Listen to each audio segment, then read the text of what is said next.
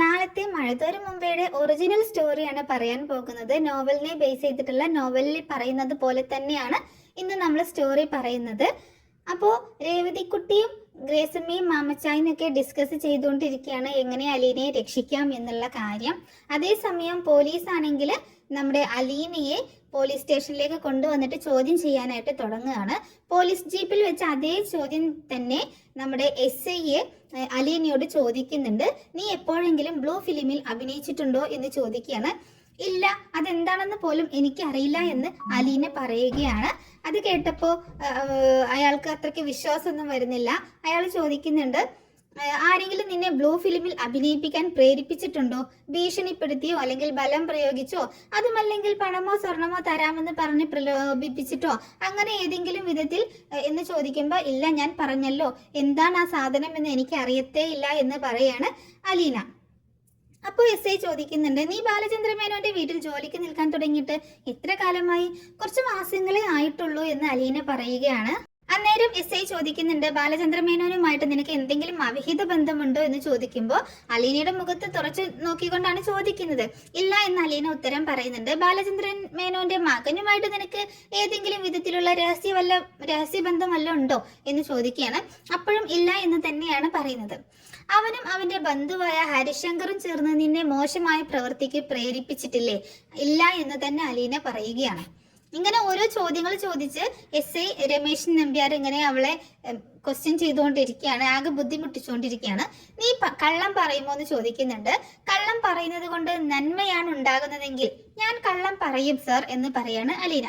SI Ramesh Nambiar അവളെ സൂക്ഷിച്ചു നോക്കുന്നുണ്ട്. നിർഭയമായ മനസ്സോട് കൂടിയിട്ടാണ് അവളുടെ നിൽപ്പ്. അവൾ പറയുന്നതൊക്കെ വളരെ സുദൃഢമായിട്ടുള്ള, അതായത് വളരെ വ്യക്തമായിട്ടുള്ള കാര്യങ്ങളാണ്. ഒന്നുകിൽ അവൾ പഠിച്ച കള്ളിയാണ്, അല്ലെങ്കിൽ അവൾക്കൊരു ദൃഢവിശ്വാസമുണ്ട്, ഒരു ആത്മവിശ്വാസം കൊണ്ട് എന്തിനേയും നേരിടാം എന്നുള്ള ഒരു ധൈര്യം അവൾക്കുണ്ട്, ഒരു മനോധൈര്യം അവൾക്കുണ്ട് എന്ന് മനസ്സിലാവണം. നീ വാ എന്ന് പറഞ്ഞ് അലീനയെ വിളിച്ചുകൊണ്ട് രമേശ് നമ്പ്യാർ കൂട്ടിക്കൊണ്ട് പോകുന്നത് നമ്മുടെ പ്രതികളെയൊക്കെ ഇട്ടേക്കുന്ന സെല്ലിന്റെ അടുത്തേക്കാണ്. ആ ലോക്കപ്പ് മുറി കാണുമ്പോൾ ആ ഇരുമ്പുഴികൾക്കപ്പുറത്ത് ആ 4 യുവാക്കൾ ഇങ്ങനെ നിൽക്കുകയാണ്, രോഹിത്തും ഹരിശങ്കറും. പിന്നെ അലീനയ്ക്ക് അറിയാത്ത 2 യുവാക്കൾ കൂടി ഉണ്ട് കേട്ടോ. അലീന രോഹിത്തിനെയും ഹരിശങ്കരെയും നോക്കുന്നുണ്ട്. കൈകൾ താഴ്ത്തിയിട്ട് ചുമരിൽ ചാരി അവശരായിട്ട് നിൽക്കുകയാണ്. രോഹിത്ത് ജീവച്ഛവം പോലെ, അതായത് രോഹിത്തിന് ഇനി എന്നെ കൊണ്ടൊന്നും പറ്റില്ല, അത്രയും ഇടങ്ങേറായിട്ടാണ് രോഹിത്ത് നിൽക്കുന്നത്. അവന് നേരെ നിൽക്കാൻ പോലും ത്രാണിയില്ല. അവന്റെ നിറം കൂടി ഇരുണ്ടുപോയി എന്ന് അലീനയ്ക്ക് തോന്നുകയാണ്. കണ്ണിന് താഴെയൊക്കെ കറുത്ത് നീര് വന്ന് വീർത്തിരിക്കുന്നുണ്ട്. മുന്നോട്ട് അല്പം വളഞ്ഞു നിന്ന് അവൻ ഏത് നിമിഷവും കുഴഞ്ഞു വീഴും എന്നതുപോലെയാണ് അലീനയ്ക്ക് തോന്നുന്നത്. തന്റെ അനുജനാണ്, ഒരേ അമ്മയുടെ ഉദരത്തിൽ പിറന്നവരാണ് ഞങ്ങൾ 2 പേരും. അവൻ എന്തൊക്കെയോ തെറ്റുകൾ ചെയ്തു, എന്നാലും ആ ബന്ധം ഇല്ലാതാകുന്നില്ലല്ലോ എന്ന് അലീന ഇങ്ങനെ ചിന്തിക്കുന്നുണ്ട്. അപ്പോൾ പോലീസാണെങ്കിൽ SI ആണെങ്കിൽ അലീനയും കൂട്ടിയിട്ട് അങ്ങോട്ടേക്ക് ചെല്ലുമ്പോൾ അവരാകെ തല താഴ്ത്തി ഇങ്ങനെ നിൽക്കുകയാണ്. അപ്പോൾ SI പറയുന്നുണ്ട്, ഇവിടെ നോക്കടാ എന്ന് അട്ടഹസിക്കുക കേട്ടോ. രോഹിത്തും ഹരിശങ്കറും ഉൾപ്പെടെ 4 പേരും ക്ഷീണിച്ച കൺപോളകൾ ഇങ്ങനെ ഉയർത്തി ഇങ്ങനെ മെല്ലെ നോക്കുന്നുണ്ട്. നിന്റെ വീട്ടിൽ ജോലിക്ക് നിൽക്കുന്ന പെണ്ണ് ഇത് തന്നെയല്ലേ എന്ന് SI രോഹിത്തിനോട് ചോദിക്കുകയാണ്. അതെ എന്ന് പറയാണ് അലീന. ഇവളെ നിങ്ങൾ ഏതെങ്കിലും വിധത്തിൽ ഉപദ്രവിക്കാൻ ശ്രമിച്ചിട്ടുണ്ടോ എന്ന് ചോദിക്കുകയാണ്. അപ്പൊ അവർ പരസ്പരം അങ്ങോട്ടും ഇങ്ങോട്ടും നോക്കുന്നു എന്നല്ലാതെ ഒന്നും പറയുന്നില്ല കേട്ടാ. ചോദിച്ചത് കേട്ടില്ലേ, നിങ്ങളോടാണ് ചോദിച്ചത്. നിങ്ങൾ 2 പേരും ഇവളെ ഏതെങ്കിലും വിധത്തിൽ ഉപദ്രവിക്കാൻ ശ്രമിച്ചിട്ടുണ്ടോ എന്ന് വീണ്ടും ചോദിക്കുമ്പോൾ ഉണ്ട് എന്ന് പറയുകയാണ്. എങ്ങനെ ശ്രമിച്ചു എന്ന് രോഹിത്തിനോടും ഹരിശങ്കറിനോടും ചോദിക്കുകയാണ്. അവർ പരസ്പരം അങ്ങോട്ടും ഇങ്ങോട്ടും നോക്കുന്നുണ്ട്, ഒന്നും പറയുന്നില്ല. നിങ്ങളോടാണ് ചോദിച്ചത്, എങ്ങനെയാണ് നിങ്ങൾ ഇവളെ ഉപദ്രവിക്കാൻ ശ്രമിച്ചത് എന്ന് ചോദിക്കുമ്പോൾ ഞങ്ങൾ ജ്യൂസിൽ മയക്കുമരുന്ന് കലർത്തി കൊടുത്ത് എന്നിങ്ങനെ പതുക്കെ പറയാണ് രോഹിത്ത്. അത് ഒന്ന് ഒച്ചത്തിൽ പറയടാ നായെ, നിന്റെ വായിൽ എന്താ വല്ല പഴം കുത്തി കയറ്റി വെച്ചേക്കാണോ എന്ന് വളരെ തെറി വിളിച്ചുകൊണ്ടാണ് രോഹിത്തിനോട് SI രമേശ് നമ്പ്യാർ ചോദിക്കുന്നത്. അപ്പൊ അലീനയ്ക്ക് കാര്യം മനസ്സിലാവാണ്, കാരണം എല്ലാ മുറകളും പ്രയോഗിച്ചിട്ടുണ്ട്. അപ്പോൾ അവരെ മുൻപ് ചെയ്തതും ഇപ്പോൾ ചെയ്തതും എല്ലാ കാര്യങ്ങളും അവരെ കൊണ്ട് പറയിപ്പിച്ചിട്ടുണ്ട് പോലീസ് എന്ന് അലീനയ്ക്ക് മനസ്സിലാവാണ്. ജ്യൂസിൽ മയക്കുമരുന്ന് ചേർത്ത് കൊടുത്തിട്ട് ഇവളെ എന്ത് ചെയ്യാനായിരുന്നു നിങ്ങളുടെ ഉദ്ദേശം എന്ന് രമേശ് നമ്പ്യാർ ചോദിക്കുമ്പോൾ റേപ്പ് ചെയ്യാനെന്ന് ഹരിശങ്കർ പറയാണ്. എന്നിട്ട് എന്തുകൊണ്ട് ആ പദ്ധതി നടക്കാതെ പോയി എന്ന് SI ചോദിക്കുമ്പോൾ അലീന കത്രിക എടുത്ത് വയറ്റിൽ കുത്തി കയറ്റി ആത്മഹത്യക്ക് ശ്രമിച്ചു, അത് കണ്ട് പേടിച്ച് ഞങ്ങൾ ഓടിപ്പോയി എന്ന് പറയാണ് രോഹിത്ത്. രമേശ് നമ്പ്യാർ അലീനയ്ക്ക് അഭിമുഖമായിട്ട് നിൽക്കുന്നുണ്ട്. നീ എന്താ എൻ്റെ അടുത്ത് പറഞ്ഞത്? ഇവന്മാർ നിന്നെ ഉപദ്രവിക്കാനോ ലൈംഗികമായി ചൂഷണം ചെയ്യാനോ ശ്രമിച്ചിട്ടേ ഇല്ലെന്ന് അല്ലടി എന്ന് ചോദിക്കുമ്പോൾ അത് കുറെ മാസങ്ങൾക്ക് മുമ്പ് നടന്ന സംഭവമാണ്, ആ തെറ്റ് ഞാൻ അവരോട് അന്നേ ക്ഷമിച്ചതാണ് എന്ന് പറയാണ് അലീന. അപ്പോൾ രമേശ് നമ്പ്യാർ ചോദിക്കുന്നുണ്ട്, നീ ആരാടി ക്ഷമിക്കാൻ? ദൈവത്തിന്റെ അവതാരമോ? ഇവർ ചെയ്യുന്ന ക്രിമിനൽ കുറ്റങ്ങൾ ക്ഷമിക്കാൻ നിനക്ക് ആരധികാരം തന്നു? IPC അരച്ച് കലക്കി കുടിച്ച ആളാണ് ഞാൻ, എന്നിട്ടും അങ്ങനൊരു വകുപ്പ് ഞാൻ ഇതുവരെ കണ്ടിട്ടില്ല.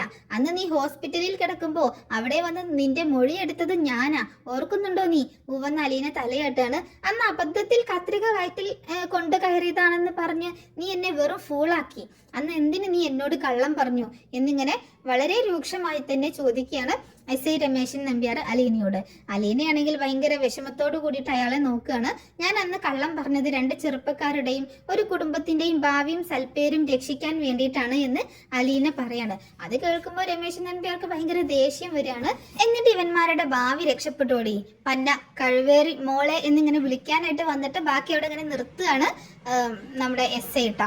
ഭയങ്കര കോപത്തോട് കൂടിയിട്ടാണ് ചോദിക്കുന്നത്, ഇവന്മാരുടെ കുടുംബം രക്ഷപ്പെട്ടോ? അന്ന് നീ സത്യം പറഞ്ഞിരുന്നെങ്കിൽ ഇന്ന് ഇങ്ങനൊരു ദുരന്തം സംഭവിക്കുമായിരുന്നോ?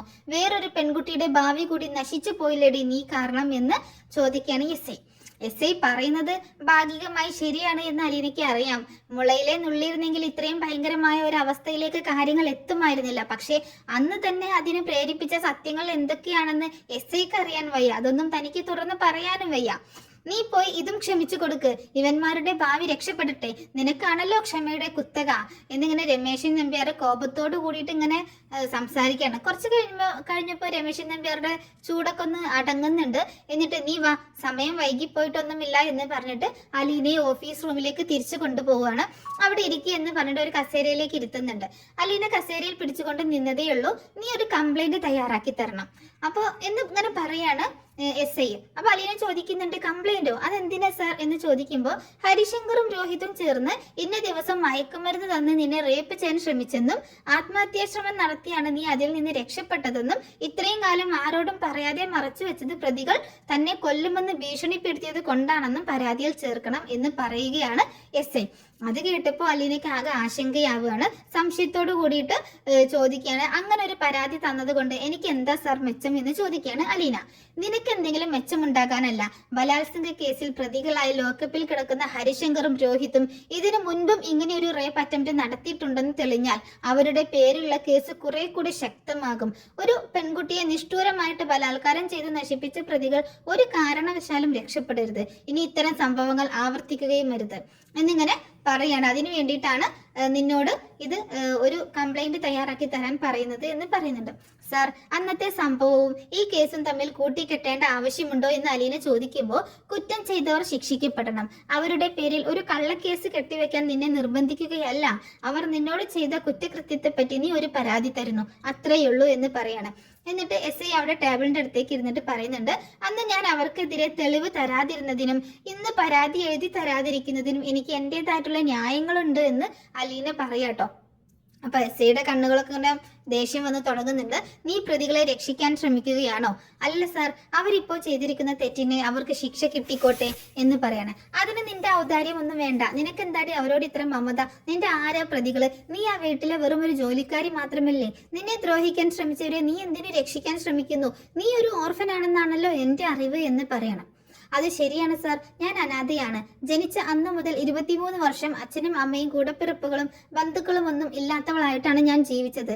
ബാലചന്ദ്രൻ മേനോൻ സാറിന്റെ വീട്ടിൽ വന്ന ശേഷം എനിക്കൊരു അച്ഛനെ കിട്ടി, അമ്മയെ കിട്ടി, സഹോദരങ്ങളെ കിട്ടി. സാർ എന്തൊക്കെ പറഞ്ഞാലും ഞാൻ അവരുടെ കൂടെ നിൽക്കൂ, കാരണം ബന്ധങ്ങളുടെ വില എത്രയാണെന്ന് ഇപ്പോ എനിക്കറിയാം എന്ന് അലീന പറയുമ്പോൾ, നിർത്തടി പിന്നെ കഴിവേറി മോളെ എന്ന് പറഞ്ഞുകൊണ്ട് വീണ്ടും ദേഷ്യപ്പെടുകയാണ്. നിന്റെ അച്ഛനും അമ്മയും സഹോദരങ്ങളും സന്ദർഭത്തിനൊപ്പിച്ച് നീ കഥയുണ്ടാക്കുമല്ലേ? അച്ഛനെ പോലെ കരുതുന്നവനുമായിട്ട് അവിഹിതം, ആങ്ങളെ പോലെ കരുതുന്നവൻ ബലാത്സംഗ വീരൻ. കൊള്ളാം നിന്റെ സാങ്കല്പിക കുടുംബം. ഇത്രയും നേരം ഞാൻ നിന്നോട് മര്യാദക്കാണ് സംസാരിച്ചത്, നീ ഒരു ഓർഫൻ ആണല്ലോ എന്ന് വിചാരിച്ചിട്ട്. ഇനി നീ എന്റെ തനി നിറം കാണും, കള്ളക്കഴുവേറി മോളെ എന്നൊക്കെ പറഞ്ഞ് വീണ്ടും ദേഷ്യത്തോട് ഇങ്ങനെ സംസാരിക്കാണ്.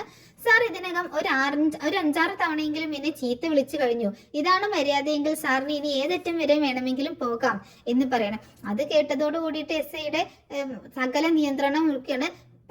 ഡാഷ് മോളെ എന്നൊക്കെ പറഞ്ഞുകൊണ്ട് ഇങ്ങനെ ഭയങ്കര തെറി പറയുന്നുണ്ട്. അങ്ങനെ ദേഷ്യപ്പെട്ടിട്ട് പെട്ടെന്ന് ചാടി നീക്കാണ്. നീ എന്നെ മര്യാദ പഠിപ്പിക്കുന്നോടി, ഞാൻ ഒരൊറ്റ വരി എഴുതി ചേർത്താൽ മതി, നീ ആ പെൺവാണിബേഗ് സംഘത്തിലെ 5ാമത്തെ പ്രതിയാ, ലോക്കപ്പിൽ കിടക്കും, നീ ഇന്ന് രാത്രി കിടക്കും, നാളെ മുതൽ സബ് ജയിലിലും കിടക്കും എന്ന് പറയണം. സാറിന്റെ നീതിബോധം അതാണെങ്കിൽ അങ്ങനെ തന്നെ നടക്കട്ടെ. സാറിന് എന്നെ ചീത്ത വിളിക്കാം, അടിക്കാം, പക്ഷെ എന്റെ മനസാക്ഷിക്ക് ശരിയല്ലെന്ന് തോന്നുന്ന ഒരു കാര്യവും ഞാൻ ചെയ്യില്ല. അല്ലെങ്കിൽ എന്നെ കൊല്ലണം. ജീവനേക്കാൾ എനിക്ക് വലുത് അഭിമാനമാണെന്ന് സാറിന് ഒരിക്കലെങ്കിലും മനസ്സിലായിട്ടുണ്ടല്ലോ എന്ന് ചോദിക്കുകയാണ്. അങ്ങനെ അവളുടെ വാക്കുകൾ കേൾക്കുമ്പോൾ അയാൾക്ക് ഒരു വല്ലാത്ത ഒരു പകപ്പ് തോന്നുന്നുണ്ട്. വളരെ ദേഷ്യത്തോട് കൂടിയിട്ട് അലീനയെ തന്നെ ഇങ്ങനെ കുറച്ചേരം നോക്കി നിൽക്കുകയാണ്. പിന്നെ വനിതാ കോൺസ്റ്റബിളിനെ വിളിച്ച് അവളെ സിഐയുടെ ഓഫീസിലേക്ക് കൊണ്ടുപോകാൻ പറയുന്നുണ്ട്. വനിതാ പോലീസ് വന്ന് അലീനയെ കൂട്ടിക്കൊണ്ടുപോയി. അല്പം കഴിഞ്ഞ് എസ് ഫോൺ ശബ്ദിക്കുകയാണ്. ഫോൺ റിങ് ചെയ്യുന്നുണ്ട് കേട്ടോ. ഫോൺ വിളിക്കുന്നത് CI ഗോപാലകൃഷ്ണ പണിക്കരാണ്. രമേശ് നമ്പ്യാരോട് അങ്ങോട്ടേക്ക് ചെല്ലാനായിട്ട് അയാൾ പറയുന്നുണ്ട്. അങ്ങനെ രമേശ് നമ്പ്യാർ ഫോൺ വെച്ചിട്ട് സിയുടെ റൂമിലേക്ക് എത്തുകയാണ്. അലീനയുടെ സിയുടെ മേശയ്ക്ക് മുൻപിൽ നിർത്തിയിട്ടുണ്ട്. എന്താ രമേശ് പ്രശ്നം എന്ന് CI ചോദിക്കുകയാണ്. ഇപ്പോൾ നമ്മുടെ കസ്റ്റഡിയിലുള്ള പ്രതികൾ ഇവളെയും ഉപദ്രവിച്ചിട്ടുണ്ട്. അതൊരു റേപ്പ് അറ്റംപ്റ്റ് ആയിരുന്നു. ഒരു കംപ്ലൈന്റ് എഴുതി ഒപ്പിട്ട് തരാൻ പറഞ്ഞപ്പോൾ ഇവൾക്ക് മടി. എന്താ കൊടുക്കാഞ്ഞത് എന്ന് പണിക്കർ അലീനയോട് ചോദിക്കുന്നുണ്ട്. അതെല്ലാം കഴിഞ്ഞിട്ട് മാസങ്ങളായി സാർ എന്ന് പറയണം. വർഷങ്ങൾ തന്നെ കഴിഞ്ഞാലും നമുക്ക് ഏത് കേസും കുത്തിപ്പൊക്കി കൊണ്ടുവരാം, പ്രത്യേകിച്ച് സ്ത്രീ പീഡനം, കൊലപാതകം, ബലാത്കാരം തുടങ്ങിയവ എന്ന് പറയാണ് പണിക്കർ, ഗോപാലകൃഷ്ണ പണിക്കർ. അപ്പോൾ അലീന പറയുന്നുണ്ട്, എനിക്ക് പരാതിയില്ല സാർ എന്ന് പറയുമ്പോൾ അതെങ്ങനെ ശരിയാകും? അതൊരു ശരിയായ കാര്യമല്ലല്ലോ. നിനക്ക് പരാതിയില്ല എന്ന് പറഞ്ഞാൽ ഞങ്ങൾ എന്താ ഇവിടെ നോക്കുകുത്തികളായിട്ട് നിൽക്കുകയാണോ എന്നൊക്കെ ചോദിക്കുന്നുണ്ട്. എന്നിട്ട് ഗോപാലകൃഷ്ണ പണിക്കർ ചോദിക്കുന്നുണ്ട്, നീ പ്രതികൾക്ക് കൂട്ടു നിൽക്കുകയാണോ? ആ സംഘത്തിൽപ്പെട്ട ആരെങ്കിലും ആണോ രമേശ് ഇവള് എന്ന് ചോദിക്കുമ്പോൾ സാർ അങ്ങനെയും സംശയിക്കേണ്ടിയിരിക്കുന്നു എന്ന് രമേശ് പറയണം. ഓക്കെ, അപ്പോൾ നീ നിനക്കെതിരെ നടന്ന ബലാത്കാര ശ്രമത്തിനെതിരെ പരാതിപ്പെടാൻ തയ്യാറാവുന്നില്ല എന്ന് വളരെ രൂക്ഷമായി തന്നെ നോക്കിക്കൊണ്ട് ചോദിക്കുമ്പോൾ ഇല്ല സാർ എന്ന് പറയാണ് അലീന. ഇവളെ വിട്ടയക്കേണ്ട, താഴെ ഇരുത്തിയേക്ക്. പകൽ സമയത്ത് പരാതിയില്ലാത്തവൾക്ക് രാത്രിയിൽ പരാതി ഉണ്ടാകുമോ എന്ന് നോക്കാം എന്ന് പറയണം. സാർ എന്ന് പറഞ്ഞുകൊണ്ട് അലീനയെ കൂട്ടിയിട്ട് കോണിപ്പടി ഇറക്കി താഴേക്ക് കൊണ്ടുപോവാണ് രമേശ് നമ്പ്യാർ. തന്തയും തള്ളയും ബന്ധുജനങ്ങളുമുള്ള സമ്പന്ന കുമാരന്മാരാ ലോക്കപ്പിൽ കിടക്കുന്നത്. അവരുടെ ആളുകൾ വന്നിട്ട് ഒന്ന് കാണാൻ പോലും സമ്മതിച്ചിട്ടില്ല ഞങ്ങൾ. പിന്നെയാണ് ചോദിക്കാനും പറയാനും ആരുമില്ലാത്ത വെറും ഒരു വീട്ടുവേലക്കാരിയായി നീ. മര്യാദക്ക് പറയുന്നത് അനുസരിച്ചാൽ തടിക്ക് കേടില്ലാതെ ഇവിടെ നിന്ന് ഇറങ്ങിപ്പോകാം എന്നിങ്ങനെ പറയുന്നുണ്ട് രമേശ് നമ്പ്യാർ. അലീന ഒന്നും പറയാതെ സ്റ്റെപ്പ് ഇറങ്ങി താഴേക്ക് പോവുകയാണ്. കാണിക്കുന്നത് നമ്മുടെ രേവതിക്കുട്ടിയും മാമച്ചാനും ഗ്രേസമ്മയും കൂടി സംസാരിക്കുന്നതാണ്. എങ്ങനെയെങ്കിലും അലീന ചേച്ചി രക്ഷിക്കണം മകളെ, എന്താ ഇപ്പൊ ചെയ്യാ എന്നൊക്കെ പറയുമ്പോൾ മാമച്ചായൻ പറയുന്നുണ്ട്, ഇതൊരു ചീഞ്ഞ കേസാണ്. നമ്മൾ എങ്ങനെയാണ് പബ്ലിക്കായിട്ട് ഇതിൽ ഇടപെടുന്നേ? ഒരു പെൺകുട്ടിയെ തട്ടിക്കൊണ്ടുപോയി 3-4 പേര് ചേർന്ന് പീഡിപ്പിച്ച കേസിലൊക്കെ തലയിടുക എന്ന് വെച്ചിട്ടുണ്ടെങ്കിൽ എന്തൊരു മാനക്കേടാ എന്നിങ്ങനെ പറയാണ് മാമച്ചായൻ. അപ്പോൾ രേവതിക്കുട്ടി പറയുന്നുണ്ട്, അങ്കിൾ ഇതിലൊന്നും ഇടപെടേണ്ട, അലീന ചേച്ചിയുടെ കാര്യം മാത്രം നോക്കിയാൽ മതി. ആ വീട്ടിലെ ചെറുക്കൻ വല്ല വൃത്തികേടും കാണിച്ചതിന് അലീന ചേച്ചി എന്തിനാ പോലീസ് പിടിച്ചോണ്ട് പോയത് എന്ന് ചോദിക്കണം. അത് സംബന്ധിച്ച് എന്തെങ്കിലും ചോദിച്ചറിയാനോ തെളിവെടുപ്പിനോ മറ്റോ ആയിരിക്കും എന്ന് മാമച്ചായൻ പറയുമ്പോൾ അങ്കിളെ നമുക്ക് അവിടെ പോയി ഒന്ന് അന്വേഷിക്കാം. ചേച്ചിക്ക് ആരാ ഉള്ളത്? ബാലചന്ദ്രൻ അങ്കിൾ ആണെങ്കിൽ ഹോസ്പിറ്റലില്, കൃഷ്ണമോളും ബബിതയും മാത്രമേ വീട്ടിലുള്ളൂ. അലീന ചേച്ചിയുടെ കാര്യം ചോദിക്കാനും പറയാനും ആരെങ്കിലും ഉണ്ടോ? അങ്കിളിന് ഐസിയുലായതുകൊണ്ട് ഒന്നും അറിയിച്ചിട്ടില്ലെന്നാണ് കൃഷ്ണമോള് പറഞ്ഞത്. നമ്മൾ ആരെങ്കിലും ചെന്നാലല്ലേ അലീന ചേച്ചിക്ക് ഒരു സഹായമുള്ളൂ. അങ്ങനെ രേവതിക്കുട്ടി ആണെങ്കിൽ സങ്കടപ്പെട്ടുകൊണ്ട് ഇങ്ങനെ പറയാട്ടോ. രാത്രി ആയില്ലേ കൊച്ചേ, ഇനി നാളെ രാവിലെ എങ്ങാനും പോയി അന്വേഷിക്കാം എന്ന് മാമച്ചായൻ പറയുമ്പോൾ നാളെ രാവിലെയോ? രേവതിക്കുട്ടി ആകെ വിഷമിച്ചു പോവാണ്. ഈ രാത്രിയിൽ അങ്ങോട്ടേക്ക് ചെന്നിട്ട് എന്ത് ചെയ്യാനെന്ന് മാമച്ചായൻ കൈമലർത്തി പറയുന്നുണ്ട് കേട്ടോ. രേവതിക്കുട്ടി സകല പ്രതീക്ഷകളും തകർന്ന പോലെ മാമച്ചനെ തന്നെ നോക്കി കുറച്ചേരം അങ്ങനെ നിൽക്കുന്നുണ്ട്. പിന്നെ ഒന്നും മിണ്ടാതെ എഴുന്നേക്കാണ് അവിടുന്ന്.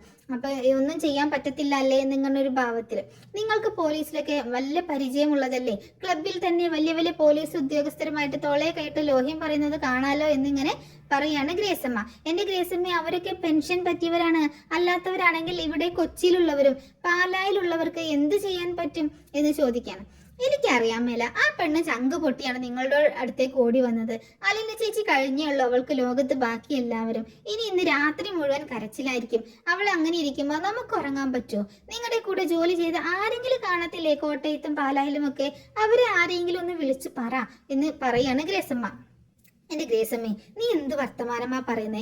എനിക്ക് പോലീസിലല്ലായിരുന്നു പണി, പട്ടാളത്തിലായിരുന്നു. അല്ല മാമച്ചൻ പെട്ടെന്നൊരു വെളിപാടുണ്ടായതുപോലെ മുഖം ഒരു പ്രകാശം വരിക കേട്ടോ. കുറവിലങ്ങാട്ടുള്ള നിന്റെ ഒരു അമ്മാച്ചന്റെ മകന്റെ മകൻ പാലായിലുള്ള ഏതോ ഒരു പോലീസുകാരന്റെ മോളയിലേ കിട്ടിയേക്കുന്നേ എന്ന് ചോദിക്കുകയാണ് മാമച്ചൻ. അത് ശരിയാണല്ലോ. ഗ്രേസമ്മ ചുണ്ടുകൾ മുറുകെ ഇങ്ങനെ ചുണ്ടുകൾക്ക് കുറുകെ വിരൽ വെച്ചുകൊണ്ട് അങ്ങനെ പറയുന്നുണ്ട് കേട്ടോ. അതെ, കുര്യച്ചനച്ചായുടെ മോന്റെ മോൻ ജോബിച്ചൻ. പക്ഷെ അതിനൊരു കുഴപ്പമുണ്ട് മാമച്ചായ. അവൻ പെണ്ണിനെ വിളിച്ചിറക്കി കൊണ്ടുവന്ന് രജിസ്റ്റർ മാരേജ് കഴിച്ചേക്കുവാ ചെയ്തത്. അതും പോലീസുകാരന്റെ മകളെ. അവർക്കെല്ലാം ഭയങ്കര എതിർപ്പായിരുന്നു. അതിന്റെ പേരിൽ കേസും വഴക്കുമൊക്കെ ഉണ്ടായിരുന്നു. അത് മാത്രമല്ല, ജാതി മതമൊക്കെ വേറെ അല്ലായിരുന്നോ? അവര് ക്രിസ്ത്യനും, നമ്മൾ ക്രിസ്ത്യനും, അവര് ഹിന്ദു അല്ലേ എന്നിങ്ങനെ പറയണം. അതിപ്പോ കൊല്ലം 2 കഴിഞ്ഞില്ലേ? ഇപ്പൊ കേസൊക്കെ രാജിയായി കാണാം. അവരൊക്കെ ഒന്നിച്ചിട്ടുണ്ടാവും. ആ പെണ്ണിന്റെ അച്ഛൻ പാലായിൽ ആരായിരുന്നു? സർക്കിളോ DSP അല്ലേ എന്ന് ഇങ്ങനെ ചോദിക്കുകയാണ് ഗ്രേസമ്മ. പാലായിൽ എവിടെയാടി DSP? DYSP എങ്ങാനും ആയിരിക്കും എന്ന് പറയുന്നുണ്ട്. അയാൾ ഇപ്പോഴും അവിടെ തന്നെ ഉണ്ടോന്ന് അറിയത്തില്ലല്ലോ. ഞാൻ അച്ചായി ഒന്ന് വിളിച്ച് ചോദിച്ചാലോ? ചോദിക്ക്. അങ്ങനെ ഗ്രേസമ്മയോട് പറഞ്ഞിട്ട് ഗ്രേസമ്മ പെട്ടെന്ന് തന്നെ ഫോൺ എടുത്തിട്ട് വിളിക്കുന്നുണ്ട് കേട്ടോ. അങ്ങനെ ഫോൺ വിളിക്കുന്ന സമയത്ത് ഒരു കുട്ടിയാണ് ഫോൺ എടുക്കുന്നത്. അപ്പൊ ഗ്രേസമ്മ പറയും, മോളെ കുര്യച്ചൻ അച്ചായിക്ക് ഫോൺ കൊടുക്കോ എന്ന് ചോദിക്കണം. ആ കൊടുക്ക ആരാന്ന് ചോദിക്കുമ്പോ ഗ്രേസമ്മയാണെന്ന് പറഞ്ഞാൽ മതി എന്ന് പറയണേ. അല്പം കഴിഞ്ഞപ്പോ ഗ്രേസമ്മ ഉദ്ദേശിച്ച ആളെ തന്നെ വന്ന് ഫോൺ എടുക്കണ്ടേ. അച്ചായി, പാലാരി വട്ടത്തിൽ നിന്ന് ഗ്രേസമ്മയാണ്. ഞാനൊരു അത്യാവശ്യ കാര്യത്തിനെ വിളിക്കുന്നത്. നമ്മളെ ജോബിച്ചൻ കല്യാണം കഴിച്ചിരിക്കുന്നത് പാലായി എന്നൊരു പെണ്ണിനെയല്ലേ? ഒരു DYSPയുടെ മോളെ. ആ അതെ, എന്താണ് ഈ കാര്യം? അവരുമായിട്ട് ഇപ്പൊ എങ്ങനെയാ? വഴക്കൊക്കെ തീർന്നോ? അതൊക്കെ എപ്പോഴേ തീർന്നു. കഴിഞ്ഞ കൊല്ലം അവർക്കൊരു കൊച്ചും ഉണ്ടായി, പുലി പോലൊരുത്തൻ. അതിനിടയ്ക്ക് ജോബിച്ചന് 3 കല്യാണം കഴിക്കേണ്ടി വന്നു എന്ന് മാത്രം. 3 കല്യാണമോ? ആ, ആദ്യത്തേത് രജിസ്റ്റർ കല്യാണം, രണ്ടാമത്തേത് പെൺവീട്ടുകാരുടെ ഇഷ്ടത്തിന് അമ്പലത്തിൽ വെച്ച്, മൂന്നാമത്തേത് ഞങ്ങളുടെ ഇഷ്ടത്തിന് പള്ളിയിൽ വെച്ച്. ക്ഷണക്കത്തും ആൾക്കൂട്ടവും സദ്യവട്ടവും ഒന്നുമില്ലാത്ത കല്യാണങ്ങളായിരുന്നെന്ന് മാത്രം. ചടങ്ങ് നടത്തി, അത്ര തന്നെ. പെണ്ണിന്റെ അച്ഛൻ ഇപ്പോഴും പാലായിലെ DYSP തന്നെയാണോ അങ്കിളെ എന്ന് അച്ചായി എന്ന് ചോദിക്കുന്നുണ്ട് നമ്മുടെ ഗ്രേസമ്മ. അപ്പോ അതെ അതെ മധുസൂദനൻ. ജോബിച്ചന് ഇപ്പൊ എവിടെയാ അച്ചായി? അതിരമ്പുഴയില്. അവനും അവൾക്കും ഗാന്ധി യൂണിവേഴ്സിറ്റിയിലല്ലേ ജോലി. അവരവിടെ ഒരു വീട് വാങ്ങിച്ചു.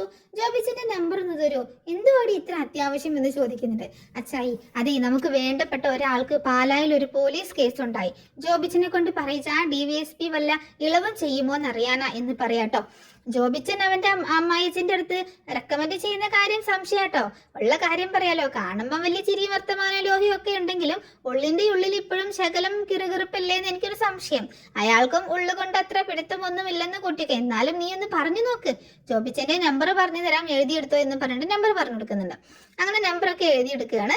അതിനുശേഷം ജോബിച്ചനെ ഇപ്പൊ തന്നെ വിളിക്കാമല്ലേ എന്ന് ഗ്രേസമ്മ ചോദിക്കുമ്പോൾ മാമച്ചൻ പറയുന്നുണ്ട് വിളിക്കുക എന്ന് പറയണേ. കാര്യം എന്താണെന്ന് പറയണ്ട, ഇപ്പോഴേ പറഞ്ഞാൽ അതിന്റെ ഗൗരവം പോവും. നമ്മൾ അങ്ങോട്ട് വന്നുകൊണ്ടിരിക്കുകയാണെന്ന് പറഞ്ഞാൽ മതി. മൊബൈലിൽ നിന്ന് വിളിച്ചോ എന്ന് പറഞ്ഞിട്ട് മാമച്ചാൻ ഫോൺ എടുത്ത് കൊടുക്കുന്നുണ്ട്. എൻഗേജ്ഡ് ആണല്ലോ, വിളിച്ച സമയത്ത് ഞാൻ സംസാരിച്ചോളാം, നീ പോയി അവളോട് റെഡി ആക്കാൻ പറ എന്ന് പറയണം. അങ്ങനെ ഗ്രേസമ്മ രവതിക്കുട്ടിയുടെ റൂമിലെത്തിയിട്ട് അവളാണെങ്കിൽ ആകെ വിഷമിച്ചിരിക്കുകയാണ്. രവതിക്കുട്ടി ദേ പെട്ടെന്ന് ഡ്രസ്സ് മാറി പാലാക്കി പോകാം എന്ന് പറയണേ. പെട്ടെന്ന് വിശ്വസിക്കാൻ പറ്റാതെ ഇങ്ങനെ നോക്കുന്നുണ്ട് കേട്ടോ. അങ്ങനെ ജോബിച്ചനെ 2-3 തവണ വിളിച്ച് നോക്കുമ്പോഴാണ് കിട്ടുന്നത്. ഞാൻ കുറെ നേരമായിട്ട് വിളിക്കുന്നു, എൻഗേജ്ഡ് എന്ന് മാമച്ചൻ പറയുന്നുണ്ട്. ആ, കുറവില്ലങ്ങാട്ടെന്ന് വല്യപ്പച്ചൻ വിളിച്ചോണ്ടിരിക്കുവായിരുന്നു. അങ്കിളിന് എന്റെ നമ്പർ തന്ന കാര്യം പറഞ്ഞു എന്ന് പറയണേ. ഞങ്ങൾ അങ്ങോട്ട് പുറപ്പെട്ടു. 9-9:30 എത്തും. നിങ്ങൾ അപ്പോഴത്തേക്ക് ഉറങ്ങുവോ?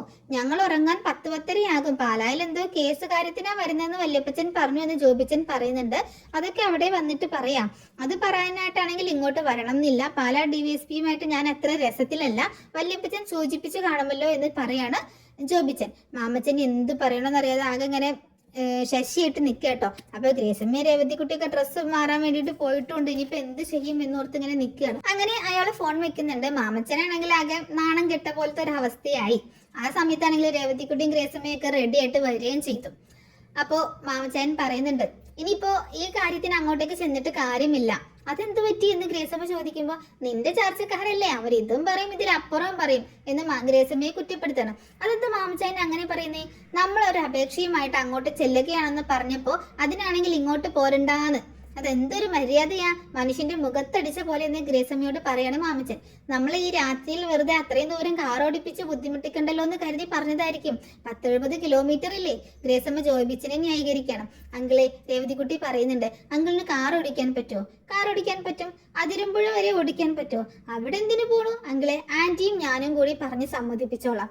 അവിടെ ചെന്ന് അവരുടെ കാലിൽ വീഴുക എന്നൊക്കെ പറഞ്ഞ മാനക്കേടല്ലേ മോളെ? അതും അവരിഷ്ടമല്ലെന്ന് പറഞ്ഞ സ്ഥിതിക്ക് അലീന ചേച്ചിക്ക് വേണ്ടിയിട്ട് ആരുടെ കാലിൽ വീഴാനും എനിക്കൊരു മാനക്കേടുമില്ലെങ്കിലേ. അങ്കിളിനെ കുറിച്ചിലാണെങ്കിൽ ആ വീട്ടിൽ കയറണ്ട, ഗേറ്റിന്റെ വെളിയിൽ എത്തിച്ചാൽ മതി ഞങ്ങളെ. ബാക്കി കാര്യം ഞാനും ആന്റിയും കൂടി നോക്കിക്കോളാം എന്ന് പറയണ രേവതിക്കുട്ടി. അത് ന്യായമായ കാര്യമാണ് എന്ന് ഗ്രേസമ്മ പറയുന്നുണ്ട്. കാർ ഓടിക്കാനാണെങ്കിൽ ഡ്രൈവർ പോരെ, ജോസൂട്ടിയെ അയക്കാലോ എന്ന് പറയുമ്പോൾ മാമച്ചായൻ അങ്ങനെ പറയുന്നുണ്ട്, അങ്കിളെ പ്ലീസ്. രേവതിക്കുട്ടിയുടെ കണ്ണൊക്കെ നിറയുന്നുണ്ട് കേട്ടോ. അവസാനം മാമച്ചായൻ വരാമെന്ന് പറയണം, ഒറ്റ കണ്ടീഷൻ, ഞാൻ ആ വീട്ടിൽ കയറില്ല എന്ന് പറയുന്നുണ്ട്. സമ്മതിച്ചു, അങ്ങള് വീട്ടിൽ കയറേണ്ട, അവിടെ പുറത്ത് നിന്നാൽ മതി എന്ന് പറയണം. അങ്ങനെ പെട്ടെന്ന് തന്നെ അവര് വീടൊക്കെ പൂട്ടി യാത്രക്ക് പോവാട്ടോ. അങ്കിള് ഒരു ഉപമ പറഞ്ഞായിരുന്നല്ലോ, നരകത്തിൽ പാൽപ്പായസം വിളമ്പിയ പോലെന്ന്.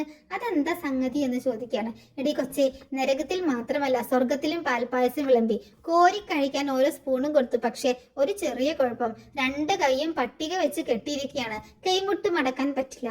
അയ്യോ, കൈമുട്ട് മടക്കാതെ എങ്ങനെ കോരി കൊടുക്കും? രേവതിക്കുട്ടി ആശ്ചര്യപ്പെടുകയാണ്. നരകത്തിലുള്ളവർ പാൽപ്പായസം കയ്യിൽ വെച്ച് അത് കുടിക്കാൻ കഴിയാതെ വെറുതെ ഇരുന്നു. സ്വർഗത്തിലുള്ളവർ പരസ്പരം കോരിക്കൊടുത്ത് സുഖമായി പാൽപ്പായസം കൊണ്ട് വയറു നിറച്ചു എന്നാണ് കഥ. ഇതൊക്കെ അറിയാമായിട്ടാണ് അങ്കിള് കൊച്ചു കാര്യങ്ങൾക്കൊക്കെ വാശി പിടിക്കുന്നതെന്ന് രേവതിക്കുട്ടി ഇങ്ങനെ ചോദിക്കുമ്പോൾ ഒന്നും മിണ്ടാതിരുന്ന കാർ ഓടിക്കണം.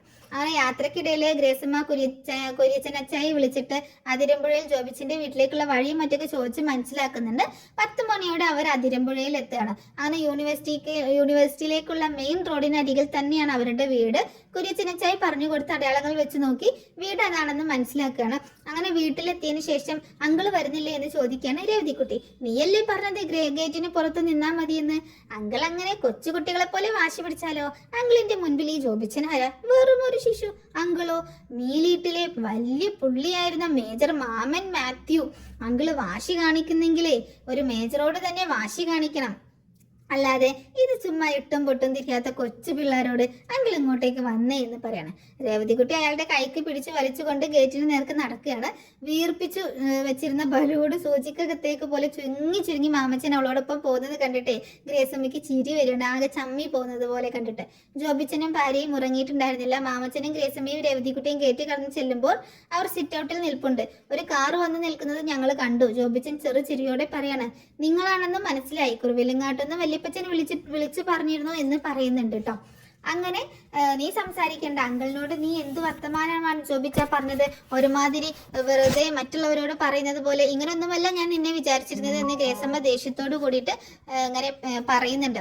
അങ്കിൾ ഒരു സഹായം ആവശ്യപ്പെട്ടപ്പോൾ അത് ചെയ്തു കൊടുക്കാൻ ഇഷ്ടമില്ലെങ്കിൽ അക്കാര്യം പറയുന്നതിനൊരു മര്യാദയില്ലേ? മുഖത്തടിച്ച പോലെയാണോ പറയേണ്ടത് എന്നൊക്കെ പറയുന്നുണ്ട്.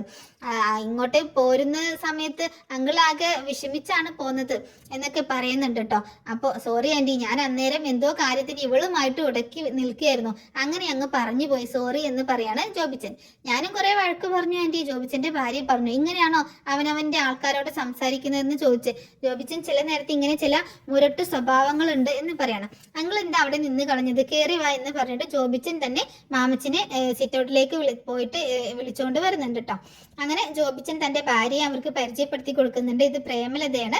3 തവണ കല്യാണം നടത്തിയെങ്കിലും ആരെയും വേണ്ടതുപോലെ അറിയിക്കാനും ക്ഷണിക്കാനും ഒന്നും സാധിച്ചിട്ടില്ല എന്ന് ജോബിച്ചൻ പറയണം. അതൊക്കെ ഞങ്ങൾക്കറിയാം, മാമച്ചായൻ പറയുന്നുണ്ട് കേട്ടോ. കൂടെയുള്ളതാരാ? ഞങ്ങൾക്കൊരു വളരെ വേണ്ടപ്പെട്ട കുട്ടിയാണ്, ഇവളാണ് ഇപ്പോ ഞങ്ങളുടെ പ്രശ്നം എന്ന് പറയാട്ടോ. അപ്പോൾ പറയുന്നുണ്ട്, എന്ത് പ്രശ്നം, വാ അകത്തോട്ട് ഇരുന്ന് സംസാരിക്കാം. അങ്ങനെ ഡൈനിങ് റൂമിൽ ഇരുന്നിട്ട് ഗ്രേസമ്മ തങ്ങൾ ഇവിടെ വരാനുണ്ടായ സാഹചര്യമൊക്കെ പറയുന്നുണ്ട്. ഇതൊക്കെ കേട്ട് കഴിഞ്ഞിട്ട് ജോബിച്ചൻ ചോദിക്കുന്നുണ്ട്, ഇത് ഭയങ്കര കുഴപ്പം പിടിച്ച കേസാണ് അങ്കിളെ, ഇതിനകത്ത് തലയിടാതെ മാറി നിൽക്കുന്നതല്ലേ നല്ലത് എന്ന് ചോദിക്കുകയാണ്. ജോബിച്ച, മറ്റേ കേസ് വിട്ടുകള, അത് കുറച്ച് ചെറുപ്പക്കാരെ കൂടി ഒരു പെണ്ണിനെ പീഡിപ്പിച്ച കേസാ, അതല്ല നമ്മുടെ വിഷയം. അതിലൊരു പയ്യന്റെ കുടുംബത്തിൽ ജോലിക്ക് നിന്ന അലീനയെ പോലീസ് പിടിച്ചോണ്ട് പോയി, അതെന്തിനാണെന്ന് അറിയണം. എന്തായാലും മറ്റേ കേസുമായി ബന്ധപ്പെടുത്തിയായിരിക്കുമല്ലോ കസ്റ്റഡിയിൽ എടുത്തത്.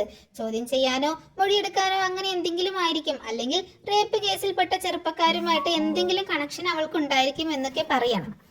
അപ്പോൾ അലീനയുടെ കാര്യത്തിൽ ഞാൻ ഉറപ്പിച്ച് പറയാം, അവൾക്ക് ആരുമായിട്ടും മോശമായ യാതൊരു ബന്ധങ്ങളുമില്ല. അത്രയും നല്ല മനസ്സുള്ള ഒരു കുട്ടി ഇക്കാലത്ത് കണി കാണാൻ കിട്ടില്ല എന്ന് ഗ്രേസമ്മ പറയാണ്. ആന്റി, നമ്മൾ വിചാരിക്കുന്നത് പോലെയല്ല പല മനുഷ്യരും. തർക്കിക്കേണ്ട ജോബിച്ച, ഞാൻ മോശക്കാരിയാണെന്ന് എന്ന് വേണമെങ്കിൽ നീ പറഞ്ഞോ, പക്ഷേ ആ കുട്ടിയെ ദുഷിക്കരുത്, അത്രയ്ക്ക് നന്മയുള്ളവളാണ്. ജോബിച്ചൻ ഒരു തവണ കണ്ട് സംസാരിച്ചാൽ മതി, അത് ബോധ്യപ്പെടും എന്ന് പറയാണ് ഗ്രേസമ്മ. പോലീസ് കസ്റ്റഡിയിൽ നിന്ന് അവളെ മോചിപ്പിക്കണം എന്നതാണോ ആന്റിയുടെ ആവശ്യം? അവൾ യാതൊരു തെറ്റും ചെയ്തിട്ടില്ലെന്ന് നിനക്ക് പൂർണ്ണ മാത്രം അങ്ങനെ ഒരു സഹായം ചെയ്താൽ മതി എന്ന് ഗ്രേസമ്മ പറയണം. കാര്യം പറഞ്ഞാൽ ഇവളുടെ അച്ഛനാണെങ്കിലും ആളൊരു മൊഷടനാണ് ആന്റി. കേരള പോലീസിന്റെ തലപ്പത്തിരിക്കുന്നയാളാണെന്ന വിചാരം. ഒരു DYSP എന്ന് പറഞ്ഞാൽ ഇത്രയ്ക്കേ ഉള്ളൂ എന്ന് നമുക്കറിയാലോ. എന്നോടൊക്കെ ഒരു തരം പുച്ഛമാണ്. മോളെ IPS കാരനെ കൊണ്ട് കെട്ടിക്കണമെന്നൊരു മോഹം അതുണ്ടായിരുന്നു. അത് നടക്കാത്തതിന്റെ ഗർവമുണ്ട്. ഞാനിതൊന്നും വകവെച്ച് കൊടുക്കില്ല. അങ്ങേരെ DYSP ആണെങ്കിൽ അങ്ങേർക്ക് കൊള്ളാം എന്നൊക്കെ പറയുന്നുണ്ട് കേട്ടോ. ചുമ്മാ പറയൂ ആന്റി എന്ന് പ്രേമലത പറയുന്നുണ്ട്. ജോബിച്ചന് കോംപ്ലക്സ് ആണ്. എന്റെ അച്ഛനാണെന്ന് വെച്ച് DYSPയെ അത്ര കുറച്ച് കാണേണ്ട കാര്യമൊന്നുമില്ല. അടുത്ത പ്രൊമോഷന് SP ആകേണ്ട ആളാണ്. പിന്നെ അച്ഛന് ഇത്തിരി തലക്കനമൊക്കെ ഉള്ളത് നേരാണ്. ഇവിടെ ഒരാൾക്ക് അതിന്റെ ഇരട്ടിയാണ് ഉള്ളത് എന്ന് പറയണ പ്രേമലത. ഞങ്ങളുടെ കാര്യത്തിൽ എന്തെങ്കിലും ചെയ്യാൻ പറ്റുമോ ജോബിച്ച എന്ന് ഗ്രേസമ്മ ചോദിക്കുമ്പോൾ, എന്തൊക്കെയാണെങ്കിലും അവൾ അവിടുത്തെ വേലക്കാരിയല്ലേ ആന്റി, അതിലൊക്കെ നമ്മൾ ഇടപെടുന്നത് മോശമല്ലേ? സ്വന്തക്കാരോ വേണ്ടപ്പെട്ടവരോ ആണെങ്കിൽ വേണ്ടില്ല. ഇവളുടെ അച്ഛൻ ചോദിച്ചാൽ നമ്മൾ എന്ത് പറയും? എന്റെ പെങ്ങളുടെ മോളാണെന്ന് പറഞ്ഞോ, അല്ലെങ്കിൽ എന്റെ മോളാണെന്ന് തന്നെ പറഞ്ഞോ. ഞങ്ങൾ അങ്ങനെയാണ് അവളെ കരുതിയിരിക്കുന്നത്. അവൾ ജോലിക്ക് നിൽക്കുന്ന വീട്ടുകാരും അങ്ങനെയാണ്. ജോബിച്ചന് പറഞ്ഞാൽ മനസ്സിലാവില്ല, നേരിട്ട് പരിചയപ്പെടണം എന്ന് പറയുന്നുണ്ട്. അങ്കിളിന്റെ മോൾ അല്ലെങ്കിൽ പെങ്ങളുടെ മോൾ എല്ലായിടത്തും വീട്ടുജോലിക്ക് നിൽക്കുന്നു എന്ന് പറഞ്ഞാൽ ഇവളുടെ അച്ഛൻ വിശ്വസിക്കുമോ എന്ന് ചോദിക്കാട്ടോ. അപ്പോൾ ജോബിച്ച, ഞങ്ങൾ അതിൽ കാണിക്കുന്ന താല്പര്യത്തിന് വലിയ അർത്ഥമുണ്ടെന്ന് നീ മനസ്സിലാക്കണം. വേറെ ഒന്നും പറയാനില്ല എന്ന് പറയണം. ഞാനൊരു കാര്യം ചെയ്യാം, പ്രേമലത പറയുന്നുണ്ട്. അച്ഛനെ ഫോണിൽ വിളിച്ച് പറഞ്ഞാലോ? വേണ്ട. ജോബിച്ചൻ പറയാണ്, എന്തായാലും ഇവിടെ വരെ വന്നതല്ലേ, ഞാൻ ഇവരോടൊപ്പം പോയി ഒന്ന് അന്വേഷിക്കാം. ഞാൻ തനിച്ചല്ലേ ഉള്ളൂ എന്ന് ഇവിടെ ഉള്ളൂ എന്ന് പ്രേമലത പറയുന്നുണ്ട് കേട്ടോ. അപ്പോൾ ആ പ്രശ്നം ഗ്രേസമ്മ പരിഹരിക്കാണ്. ഞാൻ പ്രേമയ്ക്ക് കൂട്ടിയിരിക്കാം, നിങ്ങൾ പോയിട്ട് വാ. അങ്ങനെ വൈകാതെ ജോബിച്ചാനും രേവതിക്കുട്ടിയും മാമച്ചാനും കൂടിയിട്ട് പാലായിലേക്ക് പോവുകയാണ്. അവർ പോയ ഉടനെ തന്നെ പ്രേമലത അച്ഛനെ ഫോൺ ചെയ്തിട്ട് ഈ കാര്യങ്ങളൊക്കെ പറയുന്നുണ്ട് കേട്ടോ. ഇങ്ങനെ ഒരു അത്യാവശ്യ കാര്യത്തിന് വിളിച്ചതാണ്. ജോബിച്ചൻ അച്ഛനെ കാണാൻ ഇപ്പൊ അങ്ങോട്ടേക്ക് വരുന്നുണ്ട് എന്ന് പറയാണ്. ഇപ്പോഴോ? ഇങ്ങോട്ടേക്കോ? ഈ രാത്രിയിലോ? നാളെ പടിഞ്ഞാറ് സൂര്യൻ ഉദിക്കോ എന്നൊക്കെ ചോദിക്കുന്നുണ്ട് കേട്ടോ. തമാശയല്ല അച്ഛാ, ഒരു അത്യാവശ്യ കാര്യമായിട്ടാണ് ജോബിച്ചൻ വരുന്നത്. അച്ഛനൊന്ന് ഹെൽപ്പ് ചെയ്യണേ എന്ന് പറയാണ്. പോലീസ് കേസാണോ മോളെ എന്ന് ചോദിക്കുമ്പോൾ, അതെ, പക്ഷെ വേറൊരാൾക്ക് വേണ്ടിയിട്ടാണ്, ജോബിച്ചിന്റെ ഒരു അങ്കിൾ എന്ന് പറയാണ്. എന്നോട് സഹായം ആവശ്യപ്പെടാൻ യൂണിവേഴ്സിറ്റി വൈസ് ചാൻസലറുടെ ആത്മാഭിമാനം സമ്മതിക്കും എന്നൊക്കെ കളിയാക്കുന്നുണ്ടെങ്കിലും അച്ഛാ പ്ലീസ്, ഇതൊരു സീരിയസ് കാര്യമാണ് എന്നൊക്കെ പറയുമ്പോൾ എന്താ മോളെ പ്രശ്നം എന്ന് ചോദിക്കുകയാണ്. അതൊക്കെ അവർ വരുമ്പോൾ പറയും. ന്യായമാണെങ്കിൽ മാത്രം അച്ഛൻ നടത്തി കൊടുത്താൽ മതി. ഞാൻ വിളിച്ചു എന്ന് ജോബിച്ചനോട് പറയുകയും ചെയ്യരുത്. ഓഫീസിൽ അച്ഛൻ ഉണ്ടാവില്ലേ എന്ന് ചോദിക്കുമ്പോൾ ഓക്കെ ഞാനിവിടെ ഉണ്ടാവും, ഇങ്ങോട്ടേക്ക് വന്നോട്ടെ എന്ന് പറയണം. ഈ ആണുങ്ങളുടെയൊക്കെ ഒരു ഈഗോ, അച്ഛനും കണക്കാ ഭർത്താവും കണക്കാ ആങ്ങളെയും കണക്കാ എന്ന് ആരോടൊന്നില്ലാതെ ഇങ്ങനെ പറയണം പ്രേമലത. അത് കേട്ടിട്ട് ഇങ്ങനെ ഒരു ചെറു ചിരിയോടെ പ്രേമലതയെ നോക്കിയിരിക്കുകയാണ് ഗ്രേസമ്മ. പിന്നീട് കാണിക്കുന്നത് നമ്മുടെ ഗോപാലകൃഷ്ണ പണിക്കരുണ്ടല്ലോ, CI 2 ലാർജൊക്കെ അടിച്ചിട്ട് ക്വാർട്ടേഴ്സിൽ നിന്ന് രാത്രിയിൽ ഇറങ്ങുന്നുണ്ട് കേട്ടോ. അപ്പോൾ ASI ചോദിക്കുന്നുണ്ട്, സാർ എങ്ങോട്ടാ ഈ മഫ്തിയിൽ എന്ന് ചോദിക്കുമ്പോൾ ഒരാളെ ക്വസ്റ്റ്യൻ ചെയ്യാനുണ്ട് എന്ന് പറയാണ്. അങ്ങനെ പണിക്കർ സ്റ്റേഷനിലേക്ക് ചെന്ന് കയറാണ്. അപ്പോഴും മലീന പോലീസ് സ്റ്റേഷന്റെ ഓഫീസ് മുറിയിൽ ഭിത്തിക്കരികെ നിൽപ്പുണ്ട്. അവളെ വിളിക്കുന്നുണ്ട്. അവളെ ഇങ്ങനെ അടിമുടി ഒന്ന് നോക്കുകയാണ് പണിക്കർ കേട്ടോ. ഡ്യൂട്ടിയിൽ ഉണ്ടായിരുന്ന ലേഡി കോൺസ്റ്റബിളിനെ വിളിച്ച് അലീനയെ മുകളിലേക്ക് കൊണ്ടുവരാൻ കൽപ്പിക്കുന്നുണ്ട്. എന്നിട്ട് അയാൾ സ്റ്റെയർ കേസ് കയറാൻ തുടങ്ങിട്ടോ. അയാൾ അങ്ങനെ മുകളിലേക്ക് പോവുകയാണ് ചെയ്യുന്നത്. പിന്നീട് കാണിക്കുന്നത് മാമച്ചാനും അതുപോലെ രേവതിക്കുട്ടിയും ജോബിച്ചനും കൂടി കാറിൽ ഇങ്ങനെ പോകുന്നതാണ്. ആ സമയത്ത് മാമച്ചാൻ നല്ല സ്പീഡിലാണ് വണ്ടി ഓടിക്കുന്നത്. ജോബിച്ചൻ പറയുന്നുണ്ട്, നല്ല സ്പീഡിലാണ് കേട്ടോ അങ്കിൾ ഓടിക്കുന്നതെന്ന് പറയുമ്പോൾ നല്ല റോഡല്ലേ എന്ന് പറയണം മാമച്ചാൻ. ജോബിച്ചനാണ് വഴിയൊക്കെ പറഞ്ഞു കൊടുക്കുന്നത്. പോലീസ് സ്റ്റേഷൻ കഴിഞ്ഞ് ചെറിയൊരു കയറ്റം കയറി ഒരു വലതു ഭാഗത്തുള്ള ഒരു DYSP ഓഫീസിന് മുന്നിലെത്തുകയാണ്. ഇവിടെ ഒന്ന് നോക്കിയിട്ട് പോകാം, കക്ഷി മിക്കപ്പോഴും പാതിരാത്രി കഴിഞ്ഞേ വീട്ടിൽ പോകാറുള്ളൂ എന്ന് പറയുന്നുണ്ട്. അങ്ങനെ അവർ അങ്ങോട്ടേക്ക് കയറി ചെല്ലുന്ന സമയത്ത് DYSP മധുസൂദനൻ അവിടെ ഉണ്ട് കേട്ടോ. ഇതാര് ജോബിച്ചൻ എന്താ ഈ വഴിക്ക്, അതും നട്ടപ്പാതിരക്ക്, എവിടെ പ്രേമ എന്ന് ചോദിക്കുകയാണ്. ഒന്നും അറിയാത്തതുപോലെ. പ്രേമ വന്നില്ല, ഇരിക്കെ. ആരൊക്കെയാ കൂടെയുള്ളത്? ജോബിച്ചൻ ഇരുന്നിട്ട് മറ്റുള്ളവരോടും ഇരിക്കാൻ പറയുന്നുണ്ട്. അപ്പോൾ കൂടെയുള്ളതൊക്കെ എന്താണെന്ന് ഇങ്ങനെ ആരാണെന്നും ഒക്കെ കാര്യങ്ങളൊക്കെ പറയുന്നുണ്ട് കേട്ടോ. ആ കുട്ടിയുടെ ആരാണ് നിങ്ങളെന്ന് DYSP മാമച്ചനെ നോക്കി പറയാണ്. ഇവളുടെ ചേച്ചിയാണ്, ഞങ്ങളുടെ സ്വന്തത്തിലുള്ള ഒരു കുട്ടിയായതുകൊണ്ടാണ് ഞങ്ങൾ ഇത്ര താല്പര്യം എടുത്ത് വന്നത് എന്ന് പറയണം. മാമച്ചൻ പറയുന്നുണ്ട്. അതിനുശേഷം സ്വയം പരിചയപ്പെടുത്താണ്. മിലിറ്ററിയിലായിരുന്നു എന്നും മേജർ ആയിരുന്നു എന്നൊക്കെ പറഞ്ഞപ്പോൾ മധുസൂദനന് താല്പര്യമാവുന്നുണ്ട് കേട്ടോ. അലീന എന്ന പെൺകുട്ടിയെ ക്വസ്റ്റ്യൻ ചെയ്യാൻ വേണ്ടി കസ്റ്റഡിയിൽ എടുത്തതാണ്. ഈ സമയം കൊണ്ട് അവളെ പറഞ്ഞയച്ചിട്ടുണ്ടാവും. അവൾ കുറ്റമൊന്നും ചെയ്തിട്ടില്ലല്ലോ എന്ന് പറയാണ്. ഇല്ല, അവൾക്ക് ഈ കേസുമായി ബന്ധമൊന്നുമില്ല, അവളെ വിട്ടയച്ച് കാണണമല്ലോ എന്നിങ്ങനെ അയാൾ പറയുന്നുണ്ട്. അപ്പോൾ ഇല്ല, പോലീസ് കസ്റ്റഡിയിൽ തന്നെയാണ് ഇപ്പോഴും ഉള്ളത് എന്നാണ് അറിയാൻ കഴിഞ്ഞത്. എന്തെങ്കിലും തടസ്സമുണ്ടോ എന്ന് അറിഞ്ഞാൽ മതി എന്ന് മാമച്ചായൻ പറയുമ്പോൾ എന്ത് തടസ്സം എന്ന് പറഞ്ഞുകൊണ്ട് DYSP അവിടെ നിന്ന് എഴുന്നേൽക്കുകയാണ്. അങ്ങനെ പിന്നീട് കാണിക്കുന്നത് നമ്മുടെ CI ഉണ്ടല്ലോ, അലീനയുടെ ചുമലിനോട് ചേർത്ത് നിർത്തിയേക്കാട്ടോ. മഫ്തിയിലുള്ള ഗോപാലകൃഷ്ണ പണിക്കര് കയ്യിൽ ലാത്തിയൊക്കെ ആയിട്ടാണ് അവളുടെ മുന്നിൽ നിൽക്കുന്നത്. അലീനയുടെ ഒരു വശത്തായിട്ട് ഒരു ലേഡി കോൺസ്റ്റബിളും നിൽക്കുന്നുണ്ട് കേട്ടോ. അപ്പോൾ രാത്രിയുടെ ആഗ്രഹം കൊണ്ട് അലീനയുടെ മുഖമൊക്കെ ഒന്നിങ്ങനെ തലോടി പണിക്കർ ചോദിക്കുന്നുണ്ട്, നീയും രോഹിത് എന്ന പേരുള്ള പയ്യന് തമ്മിൽ എന്താ ബന്ധം എന്ന് ചോദിക്കുകയാണ്. ഞങ്ങൾ തമ്മിൽ പ്രത്യേകിച്ച് അങ്ങനെ ബന്ധമൊന്നുമില്ല എന്ന് അലീന പറയുന്നുണ്ട്. ഇല്ലേ, അയാൾ രാത്രിയുടെ ആഗ്രഹം കൊണ്ട് അവളുടെ നെറ്റിയിൽ മുട്ടിച്ചു, നെറ്റിയിലൂടെ പുരുകത്തിലൂടെ അങ്ങനെയൊക്കെ കൊണ്ടുവന്ന് കവിളിൽ കൂടെയൊക്കെ മെല്ലെ അങ്ങനെ ഉരസി മൂക്കിലൂടെയും അങ്ങനെ തോണ്ടിയിട്ട് ചുണ്ടിലൊക്കെ കൊണ്ടുവന്ന് അമർത്തുന്നുണ്ട് കേട്ടോ. ഒരു ബന്ധവും ഇല്ലെങ്കിൽ നീ പിന്നെന്തിനാ അവനെ രക്ഷിക്കാൻ നോക്കിയത്? അവൻ നിന്നെ ദ്രോഹിച്ചവനായിരുന്നിട്ടും എന്ന് ചോദിക്കുകയാണ്. ഞാൻ ആരെയും രക്ഷിക്കാൻ നോക്കിയില്ല സാർ എന്ന് പറയാണ്. ലാത്തി താടിത്തുമ്പിലൂടെ ഇങ്ങനെ എഴിഞ്ഞ് കഴുത്തിലേക്ക് ഇറങ്ങി കഴുത്തിൽ ഇങ്ങനെ ചുറ്റി കിടന്ന ഷോളൊക്കെ തോണ്ടി അതൊക്കെ ഇങ്ങനെ അവളെ ഷോളൊക്കെ അവിടെ നിന്ന് എടുത്ത് മാറ്റുന്നുണ്ട് കേട്ടോ. അപ്പോൾ അലീനയ്ക്ക് എന്തോ ഒരു ഡിസ്കംഫേർട്ട് ഫീൽ ചെയ്യാണ്. അവന്റെ പേരിൽ ഒരു പരാതി എഴുതി തരാൻ പറഞ്ഞിട്ട് നിനക്ക് എന്താ ഇത്ര മടി? അങ്ങനെ ആ ലാത്തീൻ്റെ അഗ്രം കൊണ്ട് അവളുടെ കഴുത്തിലൂടെ ഒഴിച്ച് അങ്ങനെ താഴേക്ക് അവളുടെ നെഞ്ചിലേക്ക് ഇങ്ങനെ ഇറക്കുകയാണ് ചെയ്യുന്നത് കേട്ടോ, സിഐ ചെയ്യുന്നത്. അപ്പോൾ അലീനയ്ക്ക് അതൊക്കെ ഭയങ്കര ഡിസ്കംഫേർട്ട് ആയിട്ടാണ് ഫീൽ ചെയ്യുന്നത്. അങ്ങനെ ഒരുമാതിരി ഒരു വൃത്തികെട്ട രീതിയിലുള്ള ചോദ്യം ചെയ്യലാണ്. അതേസമയം തന്നെ DYSP ഓർക്കാപ്പുറത്ത് സ്റ്റേഷനിലേക്ക് കയറി വരുന്നത് കണ്ടിട്ട് അവിടെ ഉണ്ടായിരുന്ന കോൺസ്റ്റബിൾമാർ പെട്ടെന്ന് അറ്റൻഷനായി സല്യൂട്ട് അടിക്കുന്നുണ്ട്. കസേരകളിലൊക്കെ ഇരുന്ന് ഉറക്കം തൂങ്ങിയവരൊക്കെ ചാടിയെടുത്ത് അറ്റൻഷനായിട്ട് നിൽക്കുകയാണ്. ഇവിടെ അലീന എന്ന പെൺകുട്ടിയെ കൊണ്ടുവന്നിട്ടില്ലേ എന്ന് ചോദിക്കുകയാണ്. ഉവ്വ് സാർ, ഒരു കോൺസ്റ്റബിൾ പറയണം. എന്നിട്ട് ഇവിടെ വിട്ടയച്ചു, ഇവിടെ ഒന്നും കാണുന്നില്ലല്ലോ, CID ഓഫീസിലുണ്ട് സാർ എന്ന് പറയണം. അവിടെ എന്താ സാർ ക്വസ്റ്റ്യൻ ചെയ്യാൻ വേണ്ടിയിട്ട് എന്നിങ്ങനെ പറയണം. പെട്ടെന്ന് DYSP ഇങ്ങനെ സ്റ്റെയർ കേസ് കയറുകയാണ്. ആരൊക്കെയോ പടി കയറുന്ന വരുന്ന ശബ്ദം കേട്ട് ലേഡി കോൺസ്റ്റബിൾ വാതിൽക്കൽ വന്ന് നോക്കുന്നുണ്ടായിരുന്നു. DYSPയെ കണ്ട് അവൾ ഒന്ന് അമ്പരക്കുന്നുണ്ട്. പെട്ടെന്ന് സല്യൂട്ട് ചെയ്ത് പിന്മാറാണ്. അലീന ഭിത്തിയോട് ചേർന്ന് നിൽപ്പാണ്. കയ്യിൽ ആദ്യമായിട്ട് ഈ ഗോപാലകൃഷ്ണ പണിക്കർ ഒരു ചുവട് പിന്നോട്ട് മാറുകയാണ്. അയാളും ആകെ പരിഭ്രമത്തിൽ ഇങ്ങനെ DYSPക്ക് സല്യൂട്ട് നൽകുന്നുണ്ട്. അയാളുടെ മുഖത്ത് തന്നെ തറച്ചു നോക്കി നിൽക്കുകയാണ് അലീന. ആരാണ് മുറിയിലേക്ക് കടന്നു വന്നതെന്നൊന്നും അലീനയ്ക്ക് അറിയില്ല കേട്ടോ.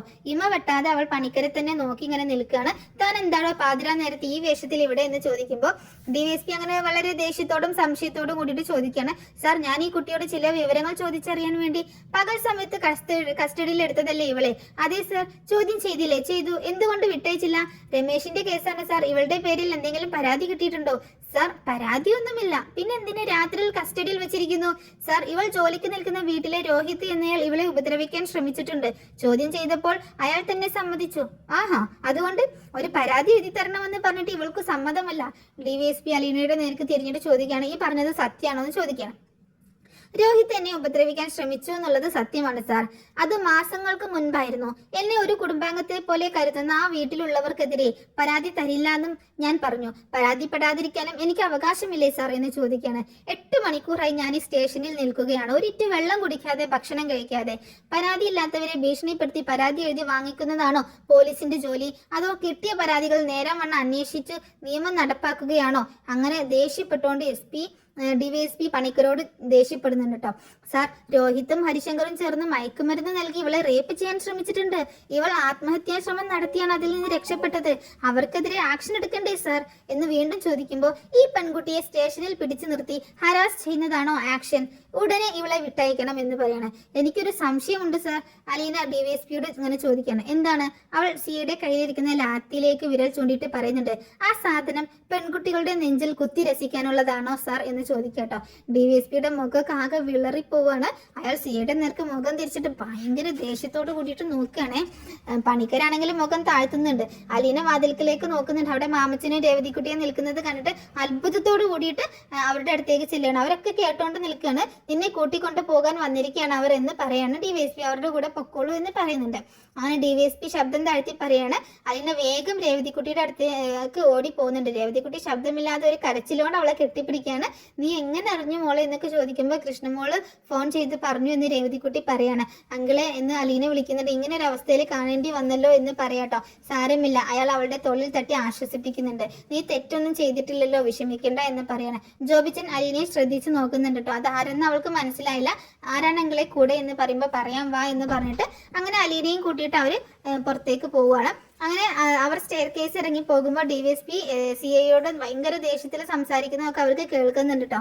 മാമച്ചനും അലീനയും ജോബിച്ചനും രേവതിക്കുട്ടിയും സ്റ്റേഷന് വെളിയിൽ ഇറങ്ങി റോഡിൽ ഇറങ്ങിയിട്ട് DYSP വരാൻ കാത്തു നിൽക്കുകയാണ്. അതിനിടയിൽ രേവതിക്കുട്ടി അലീനയോട് തങ്ങൾ ഇവിടെ എത്തിയത് എങ്ങനെയാണെന്നൊക്കെ ചുരുക്കി പറഞ്ഞു കൊടുക്കുന്നുണ്ട്. ആ സമയത്ത് DYSP എത്തുകയാണ്. ഞാൻ അയാൾക്കൊരു വാണിംഗ് കൊടുക്കുകയായിരുന്നു. ഇങ്ങനെ ചിലരുണ്ട് ഡിപ്പാർട്ട്മെന്റിന്റെ മുഖത്ത് കരി തേക്കാനായിട്ട്. ഇടയ്ക്കൊന്ന് ചോദിച്ചോട്ടെ, അലീന എന്തുകൊണ്ടാണ് പരാതിപ്പെടാതിരുന്നത്? ഞാൻ അമ്മയായി കരുതുന്ന ഒരു സ്ത്രീയുണ്ട് ആ വീട്ടിൽ. എന്റെ മോളെ പോലെ സ്നേഹിക്കുന്ന ഒരു അച്ഛനുണ്ട്. ഞാൻ അനുജനായി കരുതുന്ന കുട്ടിയാണ് രോഹിത്. ഞാൻ അങ്ങനെ അവർക്കെതിരെ പരാതിപ്പെടും. ക്ഷമിക്കാനേ നിവൃത്തിയുണ്ടായിരുന്നുള്ളൂ. അതൊരു തെറ്റാണോ സാർ എന്ന് പറയണേ? It's okay. ഇത്രയും രാത്രിയായ സ്ഥിതിക്ക് ഞാൻ നിങ്ങളെ വീട്ടിലേക്ക് ക്ഷണിക്കുന്നില്ല എന്ന് പറയാട്ടോ. മാമച്ചനോടും ജോബിച്ചനോടും DSP മധുസൂദനൻ പറയുന്നുണ്ട്. വൈകാതെ പോവില്ലെന്ന് ചോദിക്കുമ്പോൾ വളരെ നന്ദിയുണ്ട് സാർ എന്ന് മാമച്ചൻ മധുസൂദനന് ഷേക്ക് ഹാൻഡ് നൽകി പറയാണ്. ആ വീട്ടിലെ അച്ഛനും അമ്മയും ഹോസ്പിറ്റലിലാണ്. ആ പയ്യൻ ലോക്കപ്പിലും. 2 പെൺകുട്ടികൾ മാത്രമേ ഉള്ളൂ ഇവളുടെ വീട്ടിൽ.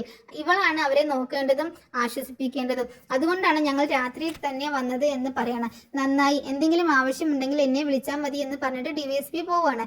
ജോബിച്ചനും അയാളോട് താങ്ക്സ് ഒക്കെ പറയുന്നുണ്ട്. അങ്ങനെ കാറ് കടപ്പാട്ടൂരേക്ക് തിരിക്കുന്നുണ്ട്. കൃഷ്ണയാണെങ്കിൽ ഉറങ്ങാതെ ഭയങ്കര സങ്കടപ്പെട്ട് ഇങ്ങനെ നോക്കിയിരിക്കുകയാണ്. അപ്പം മുറ്റത്തൊരു കാറിന്റെ ഹോൺ ശബ്ദം കേട്ടപ്പോൾ ജനൽ തുറന്ന് നോക്കുന്നുണ്ട്.